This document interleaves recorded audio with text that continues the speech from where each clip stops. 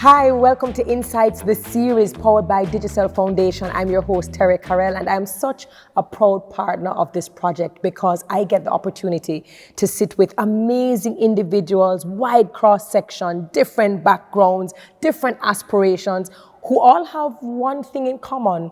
Some are blind, some are visually impaired, but that matters not. And I'm sitting with the beautiful 14-year-old Alteria Bent. How are you? I'm fine. You just fine? You just fine? Out of 10, how you feeling? Okay, I'm kind of nervous, but I'll get to it. You're gonna get to it. And you attend the Salvation Army School for the Blind and Visually Impaired, correct? Yes. All right. I met you about 2 weeks ago. It was last week, Monday. It was, whoa. I have good memory. You have good memory. Yeah. I met you last week, Monday, and what was it that you were teaching me? How to use the braille machine. You were spelling your name, right? Yes. And then when I spoke, you said, what did you say to me? I don't remember. You don't remember? Okay, so you see your memory. When I answered you, you said, this person sound like... Oh, yeah, I said you sound familiar. And you're like, it sound like Terri-Karelle. And I said, yeah. You said, oh! I'm so happy to sit with you. Thank you for showing me your tools of trade. I think a lot of the times, Jamaicans and just people in general may not understand what you guys have to learn in order to read as well as to write. So I actually thank you for taking the opportunity You're welcome. to show me how to write Braille. So I understand you love music, you play the keyboard, you sing, you read. Talk to me now. Talk to me about your love for singing and keyboard. How old were you when that love started? Well, I can't really remember I can't remember. Well, I was very small. Yes. And why the keyboard as opposed to... Keyboard. My first keyboard, I used to get like there was the batteries in it, and every time them would have ball on the place. Press out the key there and just make music. I make one bag of noise in the house. And has that noise now become good music? Yeah, I'm not really a pro, but I can do my thing. You can do your thing. What's your favorite? Okay, so who's your favorite artist in this world? I don't really have a favorite, but I love Adele and Itana, Bob Marley. Oh, will you sing? Yeah. So which song you can sing for me? Okay, I'm kind of shy this one. You're kind of shy. Okay, we'll sing off camera, or do you want me to?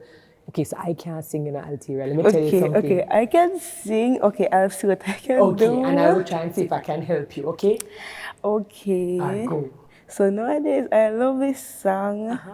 It's called Goodness of God. I love that song. Oh my gosh. Okay, go. Okay. I love you, Lord, for your mercy never fails me. In all my days, I've been held in your hands. From the moment that I wake up until I lay my head, I will sing of the goodness of God.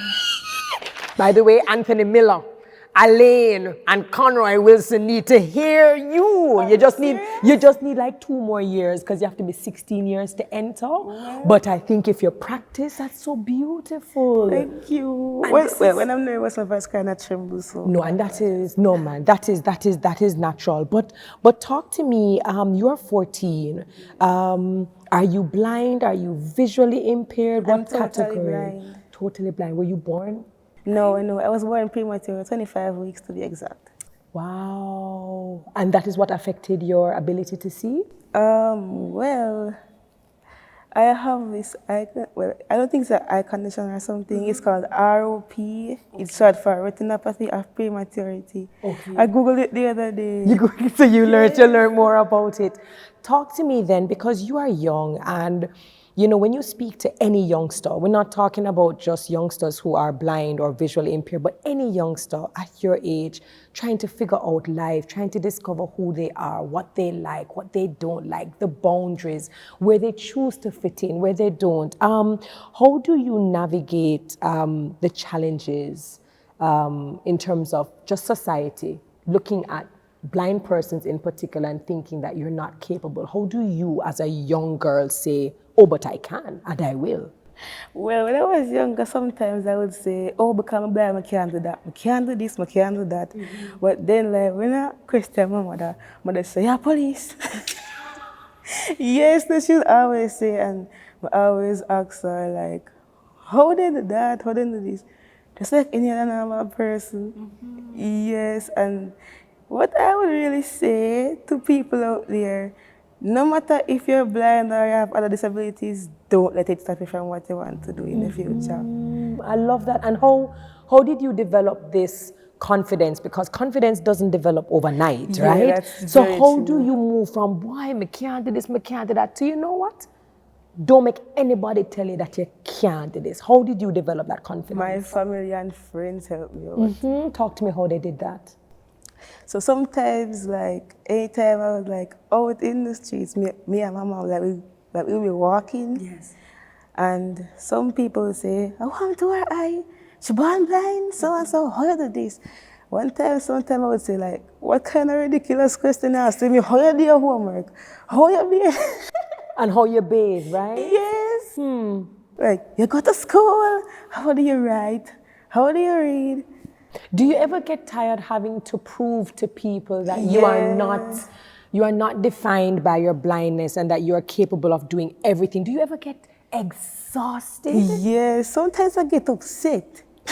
sometimes like me say, yeah, no, some feel that way about that, and you know. How do you process? How do you process having to always show up in a world to prove that you are capable and having to deal with people who can be very ignorant and insensitive?